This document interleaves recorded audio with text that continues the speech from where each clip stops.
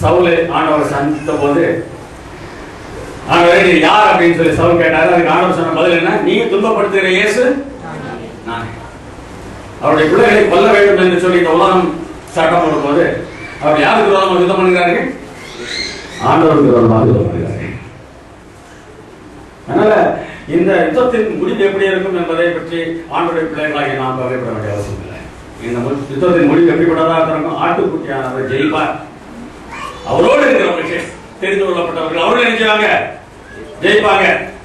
அதற்கு பிறகு இவர்கள் இந்த சட்டமெல்லாம் போட்டு இந்த உபத்திரவத்தெல்லாம் கொண்டு வர சமயத்துல நம்மை அழிக்க வேண்டும் என்று அவர்கள் பிரயாசப்படும் போது பெரிய ஒரு ஆபத்து காலம் வருகிறது. 7 வாதைகள் பூமியில ஊற்றப்பட போகின்றன. அந்த 7 வாதைகளிலே ஆண்டவருடைய பிள்ளைகள் தப்பித்துக் கொள்வார்கள். அவர்கள் அழிய மாட்டார்கள். யார் கஷ்டப்பட போறது? சாத்தான் அவனை சேர்ந்தவர்களும் துன்பப்பட போகிறார்கள். ஆனா ஒரு நிறைய நற்செய்தி இருக்குதுங்க. ஆண்டவர் நம்ம அன்புடையவராக இருக்கிற காரணத்தால நமக்கு வருகிற துன்பத்தை அவர் தமக்கு வருகிற துன்பமாக கருதி இந்த யுத்தத்தை நினைக்கிறாரு. நீங்க எங்க போறீங்க? இதெல்லாம் மிரட்டாங்க, கொள்ளுவோம் சொல்றாங்க, 1000 வருகிறார்கள், உங்களை தேடி வருகிறார்கள், இப்படி எல்லாம் சூழ்நிலை வரும். அந்த சமயத்திலும் உங்களுடைய மனதிலே அமைதி இருக்க வேண்டும் என்று சொன்னார். இன்றைக்கு கோயில் நாள்ல கோயில் வந்து உட்கார்ந்த பிறகு உலகத்தை பற்றியே கவலைப்படாம இருக்கிறது பாருங்க.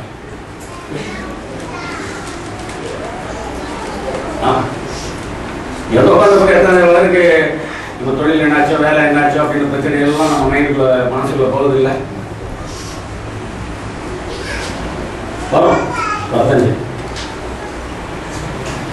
இந்த அமைதி, இந்த ஏற்பாடுகளை நாம் இன்றைக்கு அனுபவித்தால்தான் ஒரு நாள் வளர்ந்ததை பற்றி கொஞ்சம் கவலைப்படாம இருக்கக்கூடிய ஒரு அனுபவத்தை நம்ம இங்கே பெருந்துட்டோமா, என்ன உபத்திரம் வந்தாலும் நம்ம சந்தோஷமா இருந்துச்சு. நம்ம வீட்டில் ஒருவேளை காட்டுக்கு ஓட வேண்டியிருக்கோம். இப்போ இப்பவே கொஞ்சம் பேர் காட்டுக்கு ஓடிங்கன்றாங்க. காட்டுக்கு ஓட வேண்டியிருக்கும், அங்கே போய் வாழ வேண்டியிருக்கும். அப்படியே பிரச்சனை இப்படி பிரச்சனை, அங்கே போய் என்ன பண்றது, சாப்பாடு என்ன செய்யறது? வேதம் சொல்லியிருந்து பாருங்க. விவசாயத்தின் தரிசிப்பது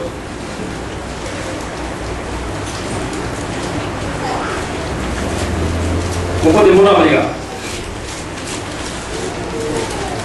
விவசாயம் 33ஆம் அதிகாரம்.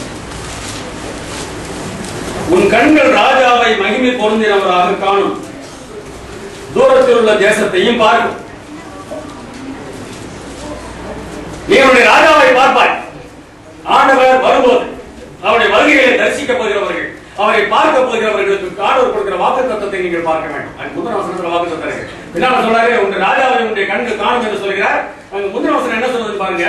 அவன் உயர்ந்த இடங்களில் வாசம் பண்ணுவான். எங்க வாசம் பண்ணுவான்? உயர்ந்த இடங்களில் வாசம் பண்ணுவான். கண்மலைகளின் அரண்கள் அவனுடைய உயர்ந்த அடைக்கலமாகும். அவன் அப்பம் அவனுக்கு கொடுக்கப்படும், அவன் தண்ணீர் அவனுக்கு நிச்சயமாய் கிடைக்கும். ஒரு நாள் சாப்பிட்டு கவலைப்படாது.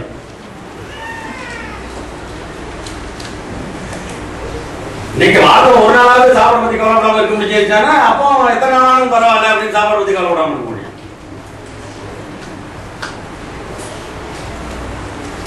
இந்த நாளிலே நான் ஓய்ந்திருந்தால் எனக்கு எந்த விதமான குறைவு இருக்க போவதில்லை இது இன்றைக்கு நினைத்தால் தானே அன்றைக்கும் என்ன பிரச்சனை பரவாயில்ல, ஆண்டவரை காப்பாற்ற முடியும் என்கிற நம்பிக்கை நமக்கு வர முடியும்.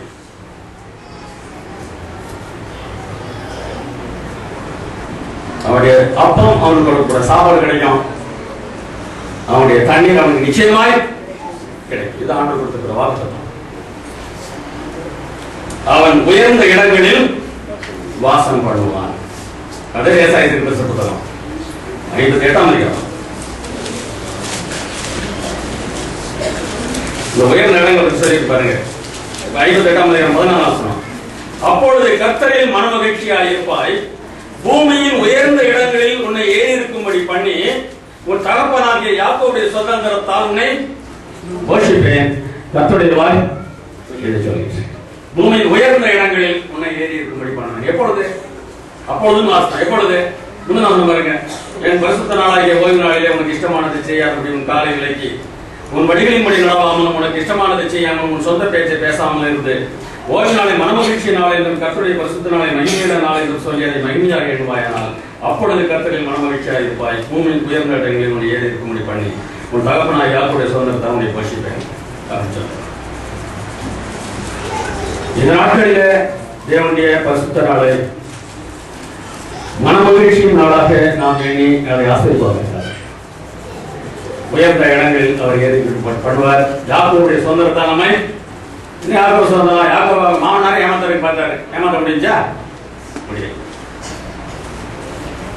10 தடவை என் சம்பளத்தை மாற்றினார் உங்க அப்பா அப்படின்னு சொல்லிட்டு தான் மனைவி பேசும்போது சொல்றாரு. ஆனால் எல்லா சமயங்களிலும் தேவன் என்னோடு கூட என்னை பாதுகாத்தார் அப்படிங்கிறார்.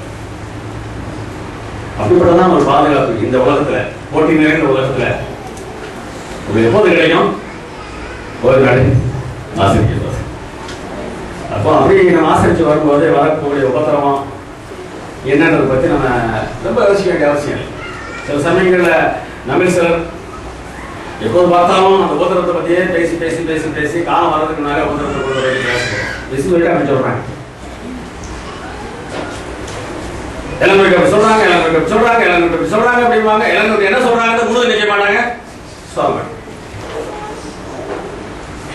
காலத்துக்கு முன்னால உபத்திரவத்தை பத்தி பேசி மக்களை உபத்திரவப்படுத்தாதீங்க அப்படின்னு சொல்லி இருக்கிறாங்க.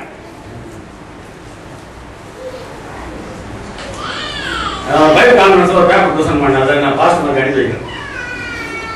அவங்க என்ன சொல்றாங்க என்ன செய்யறாங்க இந்த கொட்டேஷன் அனுப்பி வைக்கிறாங்க. பாஸ்டர் பேசணும், தானியேல் எழுதின விஷயத்தை தான் பேசணும், வேற எதையும் பேசக்கூடாது சொல்லிருக்காங்க. எப்படி சொல்லிருக்கிறாங்க? தானியேல் வெளிப்படுத்தின விசேஷத்தை சுவிசேஷத்தை அடிப்படையாக வைத்து நீங்கள் பாருங்கள், நற்செய்தியை அடிப்படையாக வைத்து பாருங்கள். அந்த மிருகம் இந்த மிருகம், அது அந்த ராஜ்யம் இந்த ராஜ்யம், இப்படி நடக்கும் போது இப்படி நடக்கும் போது எல்லாவற்றுக்கும் மத்தியிலும் இருக்கிற நற்செய்தியை தான் என்ன செய்யணும் பார்க்கிறேன். நீங்க எல்லாம் காட்டுக்குள்ள ஓடணும் அப்படின்றத நற்செய்தி இல்ல. நீங்க காட்டுக்குள்ள ஓடினாலும் அவர் பாதுகாப்பான்றதான் என்னது நற்செய்தி. ஒருவேளை நீங்க ஓட வேண்டிய இடம் காடுகள் என்று சொன்ன மாத்திரத்துல, மலைகள் என்று சொன்ன மாத்திரம் இங்க நிறைய பேர் எங்க தமிழ்நாட்டுல ஊட்டியிலையும் கொடைக்கானலையும் போய் நிலம் வாங்கிட்டு இருக்காங்க. இப்படி சொல்ல வேண்டிய சபையார்ட்ட காட்டுக்குள்ள போக சொல்லியிருக்காங்க, காசு வாங்கி போய் நிலம் வாங்கிட்டு இருக்காங்க.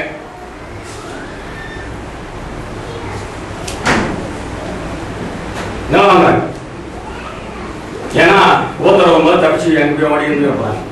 கொஞ்சம் யோசித்து பார்த்தீங்கன்னா எவ்வளவு முட்டாள்தனம் சொல்லி தெரியும். உங்களை அழிக்க போற எதிரிகளுக்கு நீங்க எங்க இருக்கிறீங்க தெரிய வேண்டியும் தெரியும். சொன்னது உண்மைதான். ஆண்டவர் சொன்னாரு காடுகள் இருந்து சொன்னது உண்மைதான். என்ன அர்த்தத்தில் சொன்னாரு? பாதுகாப்பான இடம். அன்றைக்கு காடுகள் பாதுகாப்பான இடமா இருந்துச்சு, அதனால சொன்னாரு. இன்னைக்கு ஒருவேளை பாதுகாப்பான இடம் உங்க வீட்டுக்கு பக்கத்துல இருக்க வீடா கூட நினைக்கலாம். அங்கங்க இந்த இனப்படுகொலை நடக்கிற இடங்கள் எல்லாம் இருக்கிறத பாத்தீங்கன்னு சொன்னா, தப்பிச்சு படிச்சுட்டு வந்தவங்க என்ன சொல்றாங்க? எங்களை இந்த வீட்டுக்காரங்க பத்திரமா நினைச்சுதாங்க பாதுகாத்து.